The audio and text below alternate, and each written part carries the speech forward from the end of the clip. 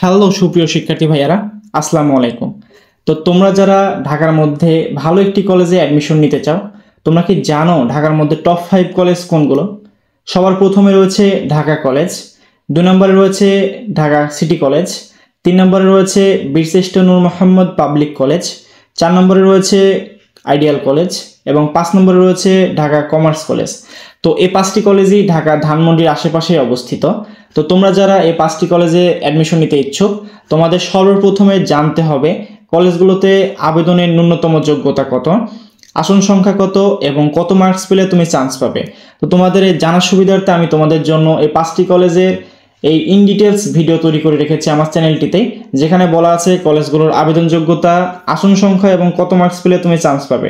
তাই সেই ডিটেলস ভিডিওটি তোমরা দেখতে চাইলে নিচের লিঙ্কেই ক্লিক করে দেখে আসতে পারো, এবং নয়তো আমার চ্যানেলে ভিডিও তৈরি করা আছে সেখান থেকে দেখে আসতে পারো। আর অবশ্যই ভিডিও দেখার শেষে তোমরা চ্যানেলটিকে সাবস্ক্রাইব করে দিবা এবং পাশে থাকা বেল আইকনটি বাজিয়ে দিবা। আর অবশ্যই ভিডিওটি দেখলে, সম্পূর্ণ দেখলে তুমি যে কোনো 5টি কলেজেই অ্যাডমিশন নিতে পারবা খুব সহজেই। তাই শুভকামনা রইল এবং শুভেচ্ছা রইল। আসসালামু আলাইকুম।